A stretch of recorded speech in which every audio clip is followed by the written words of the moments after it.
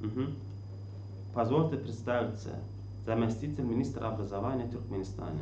Здравствуйте, уважаемые участники конференции. В результате кардинальных преобразований, осуществляемых в Туркменистане, создается широкая возможность для воспитания физически крепкого, духовного, богатого поколения.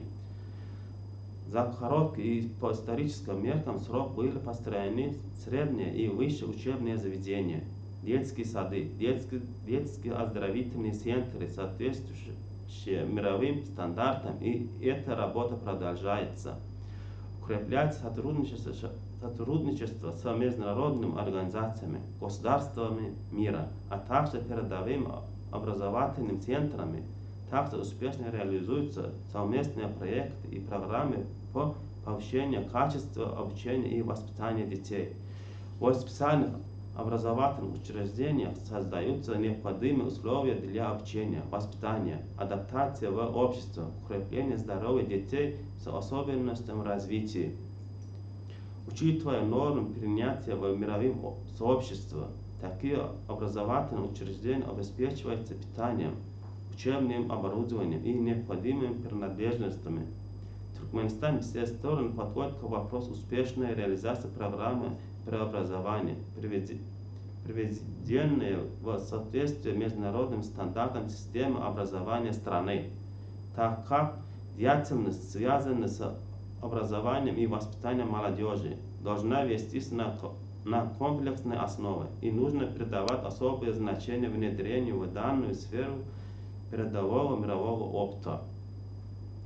Учитывая все сказанное, стоит отметить, что для достижения более глубинных результатов развития образования Туркменистан также находится на пороге цифровой трансформации системы образования.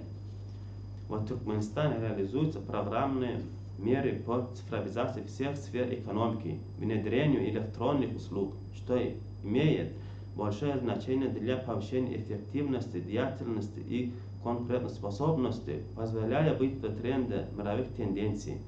Важным шагом в данном направлении явилось принятие концепции развития цифровой экономики в Туркменистане в 2019-2025 годах и государственной программе развития цифровой экономики на 2021-2025 годы.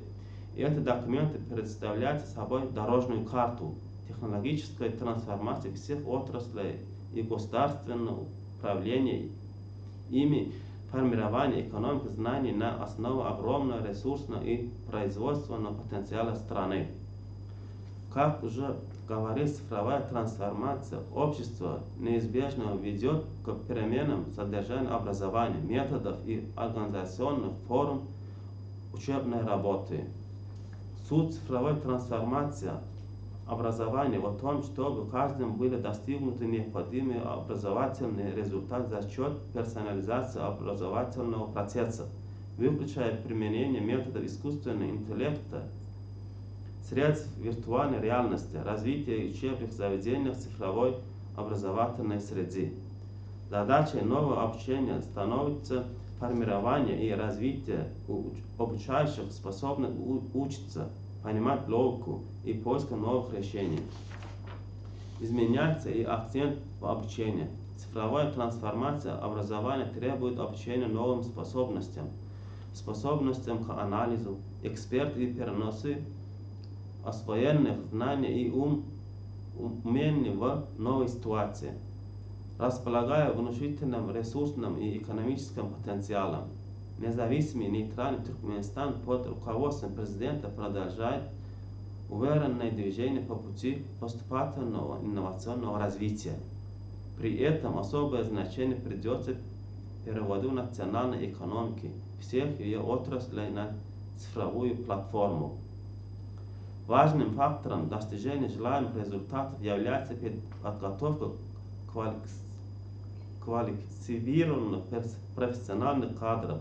Для решения постановленных в этой области задач нацелена разработанная по поручению главы государства концепция развития системы цифрового образования в Туркменистане.